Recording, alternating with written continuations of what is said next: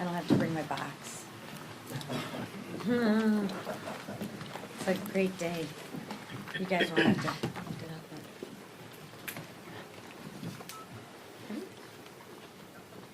So good afternoon, everyone. Thank you for coming. Let me start by being very, very clear.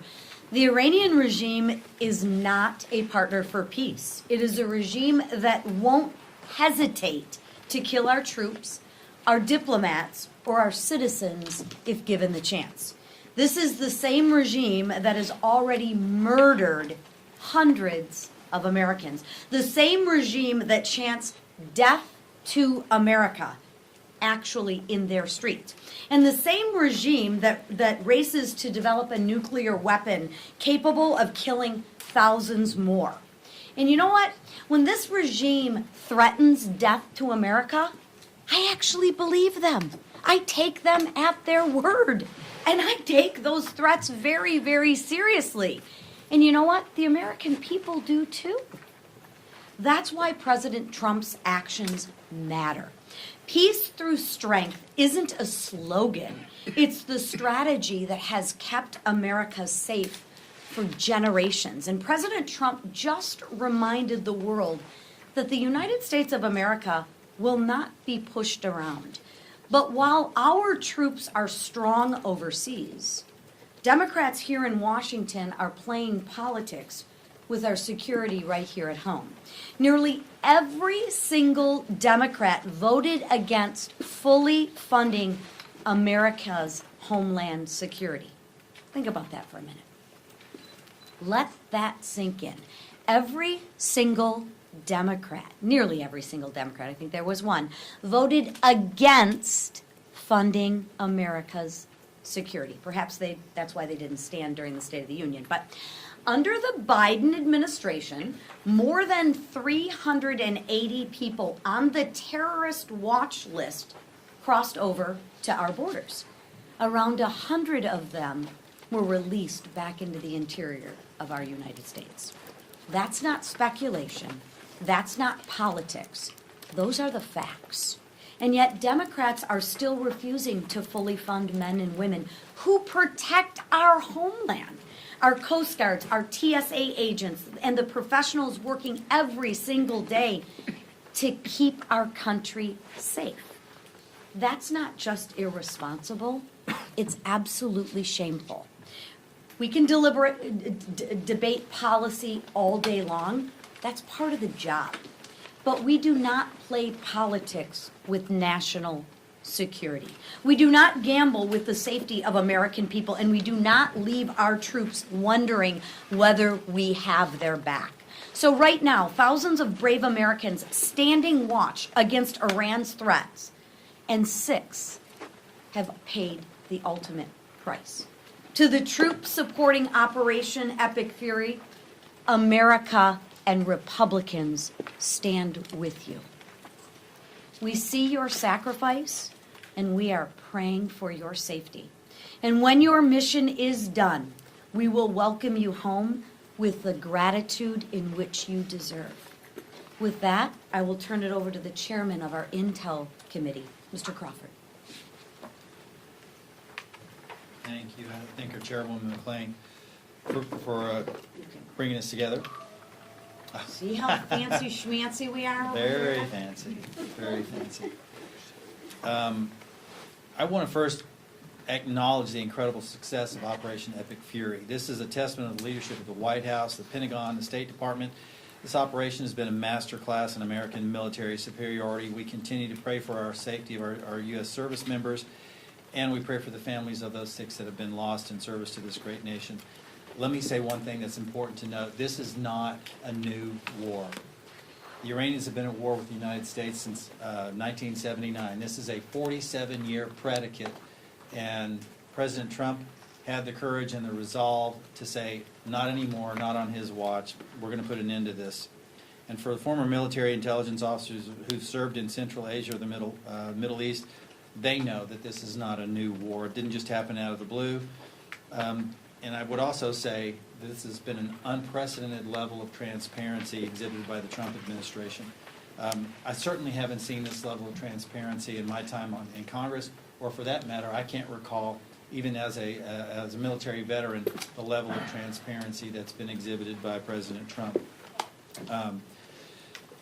As Chairwoman McClain indicated, the Democrats are playing games with our national security, refusing to fund our DHS. This just can't stand. This is not the time to be playing games with funding when we have such a high threat level here. Iranian proxies remain committed to Iran's dirty work, and they're not limited to a specific geography. They'll come here and they'll exercise here.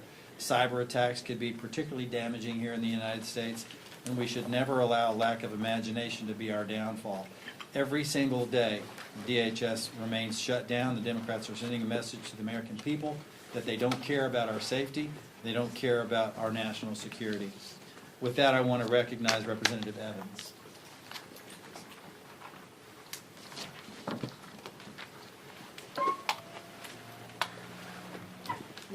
I know, I do like that. Well, thank you all so much for coming. I'm Congressman Gabe Evans, Colorado's 8th Congressional District. I was a cop for 10 years. I was a soldier for 12 years. I deployed to a combat zone in the Persian Gulf region, or the Arabian Gulf for our service members over there, in 2012 and 13 as part of the global war on terror, where I served as a Black Hawk helicopter pilot and my battalion's intelligence officer.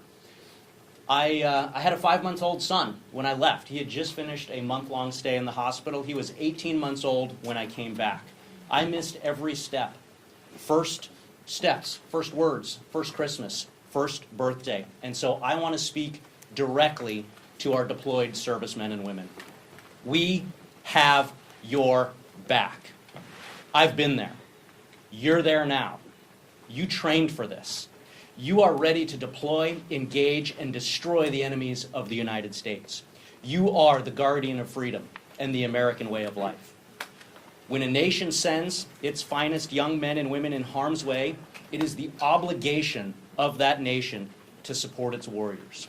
We know the imminent threat that Iran posed. I know the imminent threat that Iran posed. We know what happens when that nation does not support its servicemen and women. I hit boots on the ground a week after Benghazi, and I will not repeat that same mistake. We have the backs of our servicemen and women. We have the backs of our federal and state and local law enforcement. I've done both jobs. The military is the outer perimeter that keeps our country safe. State, federal, local law enforcement, that is the inner perimeter that keeps us safe. They are the thin blue line. They have the watch.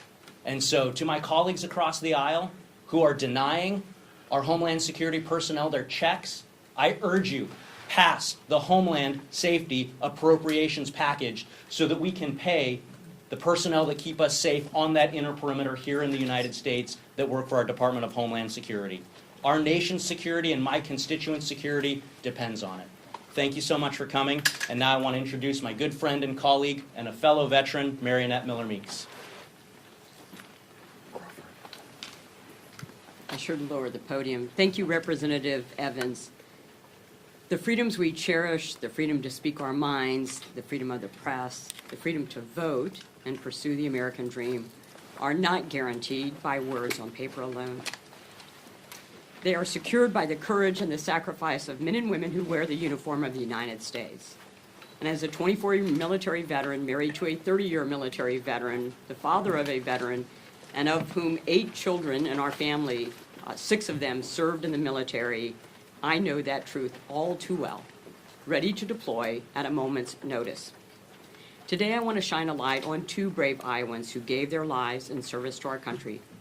Major Jeffrey R. O'Brien of Indianola and Sergeant Declan J. Cody of West Des Moines, who were among the American service members killed by Iranian strikes in Kuwait. They were sons of Iowa, soldiers who stepped forward to defend our nation and protect these freedoms that we hold so dear. And because of heroes like them, America has stood for nearly 250 years as the freedom capital of the world, a beacon of hope where liberty still shines bright. And let me also tell you what our military and our veterans want. After having seen the egregious activities of Iran continually at war with us since 1979, we've seen the Marine Corps barracks attacked, we've seen the U.S. embassies attacked, we have seen the U.S. coal attacked, and members of the military paraded and shamed. Our military members want to know that we, in fact, have their back. And that means a response from the United States, not seven presidents saying we cannot have a nuclear-armed Iran. To our active duty military, we know you are in harm's way. We pray for you. We pray that you have all of the training and the equipment that you need, and if you don't, contact us and we will make sure that you get it. But you are defending this great country, and we, in the Republican Conference, we have your back. To the men and women serving our nation here at home and abroad, and especially those standing watch in the Middle East tonight, thank you. Thank you for your courage. Thank you for your sacrifice. And know this, America stands with you, always. God bless our troops, and may God bless the United States of America. I'll now introduce Representative Nick LeBeau.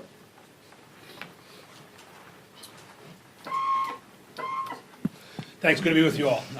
Only Trump derangement syndrome can explain why House Democrats and Senate Democrats are blocking the Department of Homeland Security funding bill. That bill, and they say it's about ICE, but it's not. That bill and ICE is already funded for years. CBP is already funded for years. But the funding that comes from that bill funds our Coast Guard, our TSA, our cybersecurity professionals. And we're here today to highlight a few different issues. To ensure, one, that our colleagues from the other side of the aisle step up and meet the moment. Now especially, with conflict in the Middle East, is not the time to block funding for the Department of Homeland Security. We could be under attack by Iran. Cybersecurity issues have already risen in our borders already in the last week.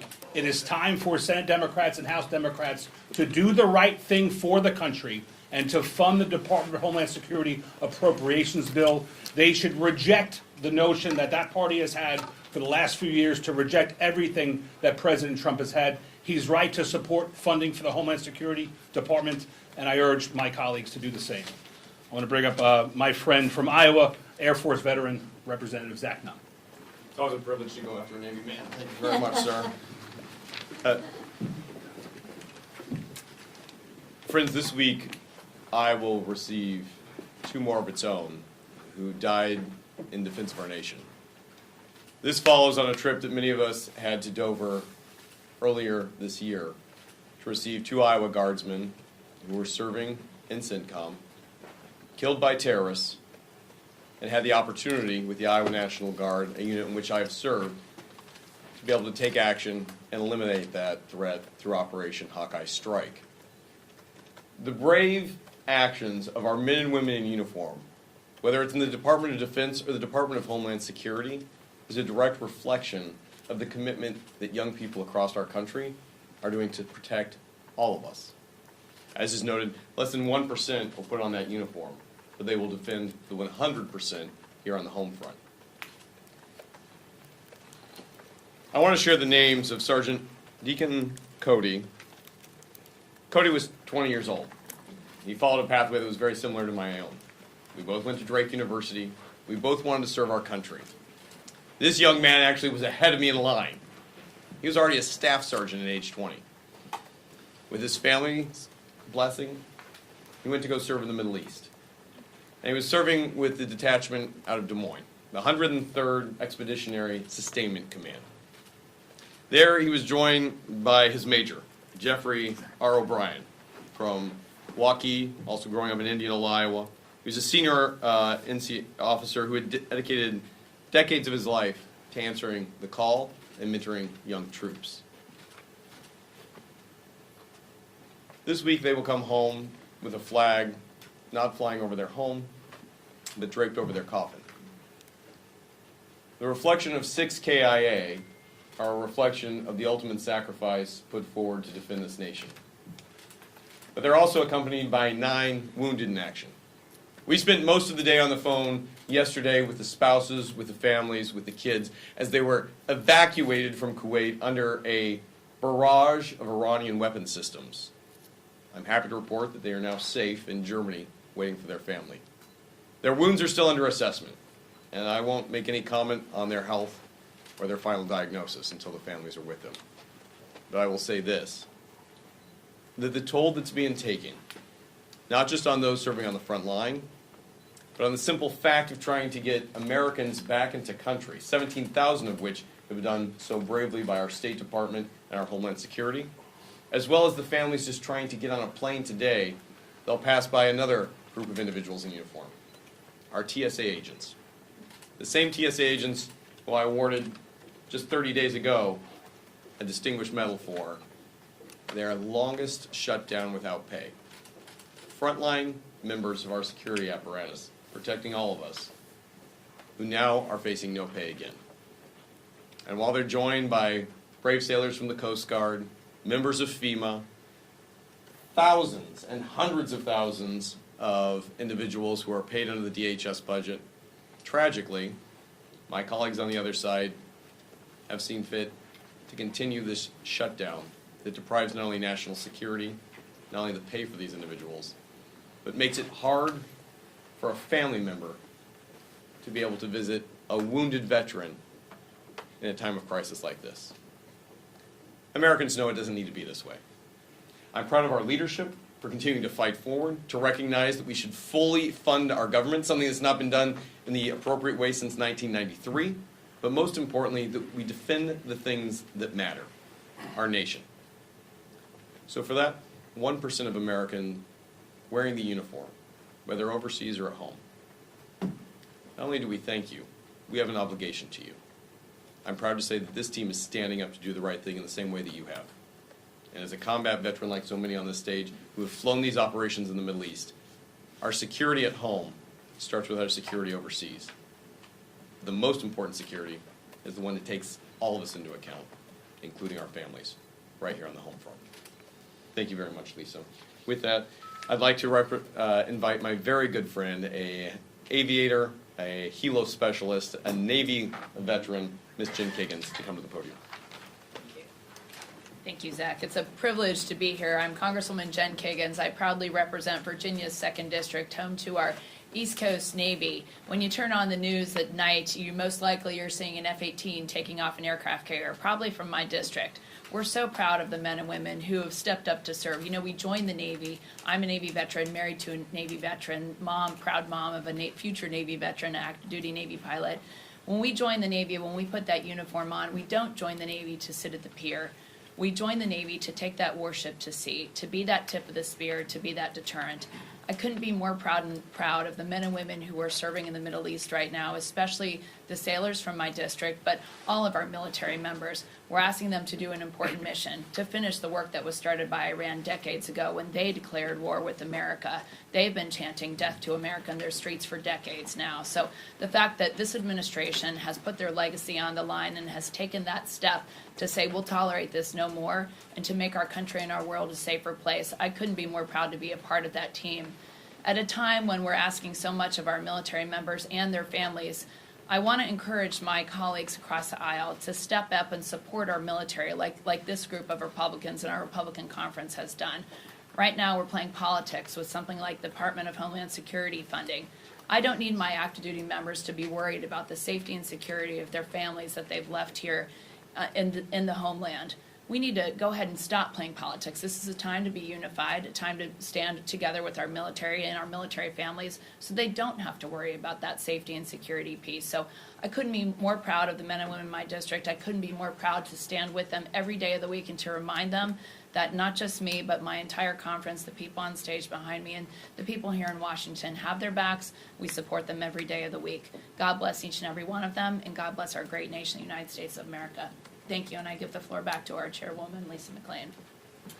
Thank you. And Mr. Crawford, if you want to join me, Chairman Crawford, we'll take a few questions. Thank you very much, Chairwoman, Chairman, other members. When it comes to the Department of Homeland Security funding bill, the Democrats' demands, as you know, are policy in nature: a ban on ICE operations at churches and schools, a ban on mosques, requirements of judicial warrants, etc. Are you, as a conference, any closer to agreeing to those demands, or some of those demands, or are you not, in which case the bill seems destined to fail again? Let me take that. I'll take that. Listen, we've been clear. We funded ICE. We continue to fund ICE, we continue to fund our homeland, but we are not going to put Americans at risk. We are on the side of law and order. We are on the side of law-abiding citizens. All you have to do is compare and contrast the split screen. Take a look at who the Democrats are supporting. Illegals, sanctuary cities. All we're asking from the Democrats is to keep America safe and put Americans first and law-abiding citizens first. So what I find is a little bit funny is the party of masks, right, all of a sudden wants to unmask all the ICE agents. Just look at the contradictions. You should ask yourself why we're in this situation to begin with. If 20 million people didn't cross our borders, we wouldn't be having this situation and we wouldn't be having these conversations that we're having right now. So what I would ask the Democrats, protect the people that elected you to serve, and that's your constituents, and protect Americans. One other point I'll add to that, one of the demands that's been communicated was that they wanted ICE to cease operations or to not operate within proximity of voting locations. What does that tell you? So I think, think about that. That means they anticipate there being a reason for ICE to be at polling locations, and that should tell you everything you need to know about where they stand. Thank you, Your Honor. A couple of questions on the Iran bills up for vote today. Do you anticipate the War Powers Resolution will fail? And do you believe you'll get enough Democrats on the non-binding resolution declaring Iran a leading state sponsor of terror to pass under suspension? I wouldn't handicap either one of those, but I will say this, that we need to understand that the president plays a role in the legislative process. So if they want to engage in political theater and raise this War Powers Act that they're trying to move, whether or not they're successful remains to be seen, but the president will have the final say on that. And I would also say that the president is acting well within his constitutional authority under Article 2, and he's doing it very well. Last question. On DHS negotiations, what, if anything, do you think you can maybe find a middle ground on with the Democrats? From my perspective, not much. Because what they're asking for is absolutely ridiculous. What we're asking for is follow the law and protect American citizens. Oh, yes. Chairwoman, I want to ask, what led to the decision for House Republican leadership to call on Congressman Gonzalez to resign, and do you expect him to finish out the rest of his term? Yeah, my hope is he would finish out the rest of his term, and we didn't, leadership didn't, we issued a statement, we didn't call for him to resign. We asked him to withdraw from withdraw his race. from the race. So I would refer you to the statement that leadership put out. Thank you. With that, thank you.